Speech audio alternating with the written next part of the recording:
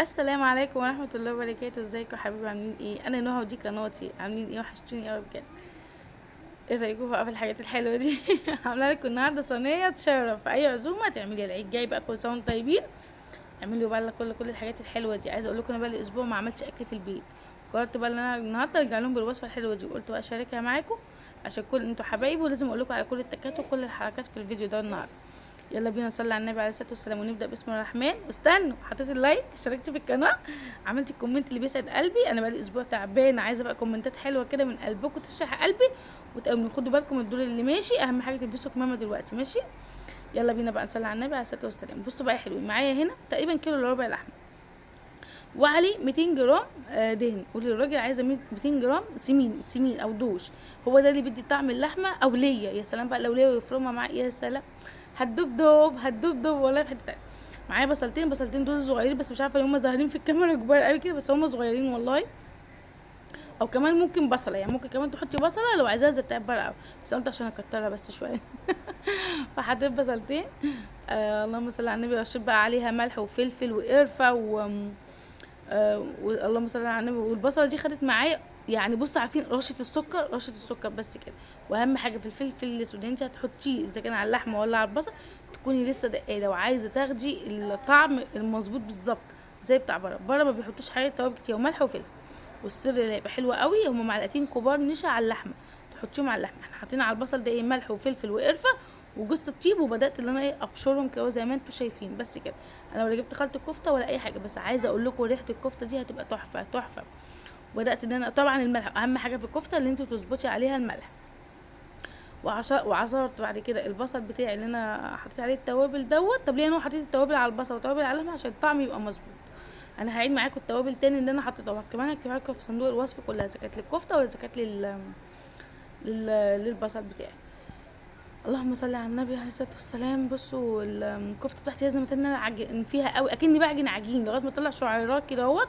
واهم حاجه ان انت تسيبيها تستريح نص ساعه، وسبتيها كمان من بالليل يا حبذا. يعني مش عايزه اقول لكم هتبقى تحفه تحفه تحفه. بس قبل ما نعمل الحركه دي، يلا بسرعه حطي لايك واعملي الشير واشتركي كمان في القناه، واكتبي كمان كومنت حلو من قلبي. بصوا بقى، عشان خاطر يعني احنا كلنا بقى في المطاعم بقى كلها ريحتها مفحفحه بقى وتدخين، طبعا احنا ما عندناش شوايه.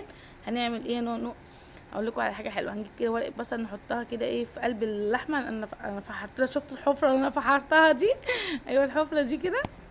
وعملت معايا فحمايه، وبدات بقى اطلع ريحه الشيف اللي جوايا. بس قبل بقى ما الفحمايه تولع بقى كده، ما تولع كده مع نفسها، هعمل ايه؟ هعمل البصلايه بتاعتي، الميه اللي طلعت منها دي هحط عليها معلقتين زيت كبار، اي نوع زيت عندك، بس يكون زيت طعمه حلو عشان يخلي طعم الكفته كمان معاكي ايه حلوه. وحطيت عليها معلقه صلصه، طبعا هي فيها الملح والفلفل والقرفه وجوز الطيب وكل حاجه. الكفته دي انا عايزه اقول لكم كمان حطيت عليها معلقتين النشا، ومعلقتين كبار نشا، وعليه حطيت كمان معلقه كبيره بيكنج باودر بس. وبعد ما الفحمايه بقى بتاعتي خدت يعني ولعت كده بقت حلوه ومبهوجه، شفتوني مولعت فيها؟ شفتوني طلعت فيها العفريت كده؟ ايوه هو ده كده. حطيتها بقى في قلب اللحمه بتاعتي، وقفلت عليها كمرتها كده بتاع نص ساعه. نص ساعه بصوا بفتح عليها برضو لسه الدخان شغال ما شاء الله. عايزه اقول لكم والله قعدت لي تاني يوم ريحتها فيها الدخان. الحركه دي فظيعه فظيعه، كل ما هتقعديها كل ما ريحه الدخان هتبقى فيها. بس كده خلاص، بدات بس ان انا اقلبها تاني عشان ريحه الدخان تتغلغل بقى، وهلفها على ايديا عادي خالص، ولا بقى ولا مسن ولا اي حاجه خالص، ولا شيش ولا اي حاجه. انا بس هعملها كده اهوت. وحتى الصينيه بتاعتي دي مش مدهونه اي حاجه والله، هي اصلا هتنزل بسبب يعني طبعا هحط لها زيت في الميه اللي احنا بنعصق بيها. طبعا انا ببلي ايدي بالميه، وببدا ان انا اخد ايه قطعه اللحمه، وببدا ان انا اظبط ايديا عشان خاطر ايه القطعه تبقى مظبوطه معايا. بس كده ببدا ان انا ايه اصبع كده، شايفين رايح جاي رايح جاي. وبعد كده ببتدي ان انا ايه ابرم كده، واخدين بالكم؟ ايوه كده، شايفين شكله واحده واحده بتلاقي شكل الصباع معاكي ظبط لوحده والله. بصوا دهنتها الزيت، ما دهنتهاش اي حاجه. تعملي بقى توابل الكفته عقبال ما نخلص بقى التصبيع بتاعنا. اول حاجه حطينا عليهم بصلايه، حطينا عليها ملح وفلفل وكمون وجوز الطيب، سبتها وطبعا رشه السكر صغيره، رشه السكر صغيره عشان خاطر بس طعم البصل ما يبقاش حاد قوي. وكمان بعد كده رشه السكر دي ما تخليش طعم اللحمه مغير، لا واخدين بالكم؟ الكفته بقى حطيت عليها ايه؟ حطيت عليها اللهم صل على النبي عليه الصلاه والسلام معلقتين كبار نشا وملح وفلفل، وحطيت كمان عليها جوز الطيب، وحطيت معلقه كبيره بيكنج باودر. ماشي، دول سر الكفته يا جماعه، النشا والبيكنج باودر دول اهم حاجه. وكل المقادير هتلاقوها في صندوق الوصف اللي انتوا عايزينه. واهم حاجه انا قلبت، انا ولا حطيت بيضه ولا حطيت بقسماط ولا حطيت اي حاجه خالص. هو البيكنج باودر والملح والفلفل ومعلقتين الكبار الدقيق زي ما انتوا شفتوا، بس كده، ولا اكتر ولا اقل. بس كده. عايزه اقول لكم بقى اللهم صل على النبي، ريحتها هتبقى قلب الدنيا، ريحتها قلب الدنيا والله العظيم تلاته بجد. اتمنى ان انتوا تجربوها عشان بجد هي حلوه قوي.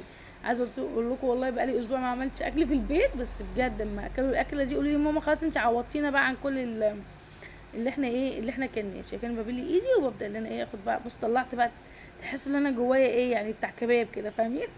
على فكره انا كل عيلتي بتوع كباب يعني. اه والله كلهم شغالين في الكبابجيه وكده وحالات الكباب يعني. فما شاء الله. بصوا بقى انا عملت لهم بقى دوريات صغيره، كور صغيره كده زي كباب، زي اسمه ايه، داوود باشا كده. عملتها لهم هم حبوها، بس هي كانت عاديه يعني، طعمها كان جميل، بس هم عشان اطفال بقى يعني كده عارفين. بس بصوا شكل الطاجن بقى، شكله كان جميل ازاي وامور. خدت بقى الصلصه دي ودهنت بيها الايه وشها. هتخش على درجه حراره 200 يا بنات. فرن سخن. اللحمه لو دخلت على فرن بارد هتكش وهتقفل. حاطين البيكنج باودر عشان تنها حلوه. لو دخلت على فرن بارد هتبرد هتقفش ومش هتبقى حلوه خالص. ودرجه حراره 200 لمده نص ساعه قبل ما تستوي معاك في الرف اللي في النص، هنا بقى تعالوا نعمل شويه شوربه شعريه كده جنبهم، حاجه ترد قلبنا كده، تدلع البرد اللي عندي دوت كده، وتخليني افوق كده شويه وترد روحي. حمرت الشعريه لغايه اللون. اهم حاجه في الشعريه اللي لونها يبقى حلو قوي كده شفتوا. وبعد كده بعد ما اتحمرت معايا كويس قوي، رحت نازله عليها بكوبايه ميه. وكان عندي كيس دايما ببقى حاطه الشوربه في التلاجة. بقوم بقى ايه جايباها وحطيت عليها كيس مرقه دجاج، مكعب مرقه دجاج قصدي، اللي هو الظرف ده يعني. ورحت بقى ايه سايباهم بقى يغلوا كده مع بعض. واعمل بقى كمان جنبهم شويه رز ابيض كده، حاجه كده يا نهار ابيض. الرز الابيض بصراحه جنب الكفته طلع حاجه تانية والله، غير الرز الاصفر وغير اي رز تاني. مفيش بقى. حطيت بقى معلقتين زيت كده اهو، تعملوها على طريقتي هيعجبكم قوي والله. بصوا الحركات اللي في الكاميرا دي الرؤيه اللي عاملاها ماشي. اللهم صل على النبي. حطيت معلقتين كده كبار زيت، ونزلت عليهم بقى بالرز بعد ما غسلته طبعا وصفيته. ونزلت بقى بالميه بعد ما تشوح. لازم ياخد تشويحه حلوه، الرز الابيض لازم ياخد تشويحه حلوه جدا جدا جدا ماشي يا بنات، بس طبعا على نار واطيه مش على نار عاليه. وبعد ما تشوح حطيت عليه بقى الميه، مقدار الميه المظبوط بتاعه تقريبا. الكوبايه بتاخد كوبايه كده اهوت، او كوبايه الا معلقتين ميه. وبعد كده نزلت عليه بكوبايتين بمعلقه زبده كبيره عشان الزبده بقى تتغلغل فيه. والشوربه الشعريه زي ما شفتوها كده ما شاء الله كانت بتغلي. طفيت عليها بقى عشان ايه تبتدي بقى اللي هي ايه ما تتهريش يعني معايا، يبقى طعمها حلو وما تشربش الشوربه بتاعتها. تعالوا بقى نعمل شويه سلطه بقى كده حلوه كده، عشان ايه نفرشها تحت الكفته القمر بتاعتنا. لازم نجهزها كده وهي طالعه، عشان يعني دي العروسه بقى بتاعتنا النهارده. بس بقى قطعت البصل بتاعي كده رقيق قوي زي ما انتم شايفين. السلطه دي دايما بتبقى موجوده بقى في محلات المشاوي بقى الكبيره بقى وكده، وبتبقى معموله في الصينيه بقى وحاطين بقى كفته بقى وكده. بيبقى طعمها كمان حلو قوي. هي المفروض هي فيها سماق، بس انا بصراحه ما كانش عندي سماق. فقطعت البصل كويس ورشيت عليه شويه سكر كده زي ما انتم شايفين. وهحط كمان عليه شويه فلفل اسود وشويه ملح وشويه كزبره. الكزبره بتخليها ريحتها فظيعه. واحط ليمون واحط ايه واحط شويه خل. لو في سماق احط شويه سماق تبقى فظيعه فظيعه. هنا بقى جبت معايا عيش شامي كده، وبدات ان انا ايه احطه كده في نص الصينيه بتاعتي. وحسيت بقى السلطه دي حاسه اللي هي عايزه حاجه حمراء، واخدين بالكم؟ بس ريحتلهاش كده، فرحت حاطه لها ايه يعني طماطمتين كده بس. ودي الكفته القمر بتاعتنا. عايزه اقول لكم والله ريحتها كانت فظيعه، ما كانتش مستاهله ان انا احط لها فحمايه تاني ولا اي حاجه. جربوا الطريقه دي هتعجبكم قوي بجد. بصوا ما شاء الله جمالها ولونها. بدات اخد بقى من الزيت اللي تحت ده كده، وابتدي ان انا ايه يعني ادهن كده وشها عشان تديني لمعه حلوه. بصوا الرز ما شاء الله واللسان عصفور والشوربه الشعريه. مش عارفه معلقه معايا لسان عصفور ليه، بس كان بجد كان الاكل النهارده بتاعنا. اتفضلوا بقى معانا يدكوا كنتوا معايا وشميتوا الريحه ودقتوا كمان الطعم. بس اكيد انتوا عارفين واثقين في نوع بتعمل اكل عامل ازاي يعني. اتمنى يا رب لو الفيديو عجبكم بقى ان انتوا تعملوا لايك وتعملوا شير وتشتركوا كمان في القناه عشان كل جديد يوصل لكم. عايزه اقول لكم والله مهما كنت تعبانه ببقى عايزه اقوم بسرعه عشان اصور لكم واتكلم معاكم واحكي معاكم. يا رب انتوا كمان تكونوا كده زي يا رب. بحبكم جدا يا رب. ربنا يسعد ايامكم يا رب بحاجه النبي. او كل سنه طيبين. النهارده اول ذو القعده.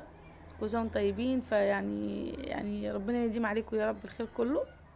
ودي الكفته بتاعتنا بقى بدات كده ورصها بقى زي عملت لهم بقى. بصوا مش عايزه اقول لكم زي الحاجي بالظبط زي بتاع الكباب. بصوا بيقولوا لي ماما انت بجد دلعتينا دلعتي. بصوا الصوص بقى اللي نزل بقى، فتحناها من جوه، بصوا لونها وطعمها تحفه تحفه تحفه بجد. كانوا مبسوطين جدا من الاكل. ورايا بتقول لكم اعملوا لايك اهي، ومريم يا ريت بقى تشيروا الفيديو ده كمان عشان يعجب كل اللي حواليه. واللي لو في حد لسه بيعمل الكفته بالطريقه القديمه، لا يعني يجربها بالطريقه دي ويجرب بالتكات الجديده دي، هتعجبه جدا. بصوا ما شاء الله، جميله جميله جميله. اشوفكم بقى على خير يا رب، واسيبكم بقى تتفرجوا على الكفته الجميله الحلوه دي. اشوفكم بقى في فيديو جديد. استنوا مريم، شوفوا مريم هتقول لكم ايه. ثواني. بحبكم بحبكم بحبكم. I love you. حطوا لايك لو بتحبوني. يلا باي.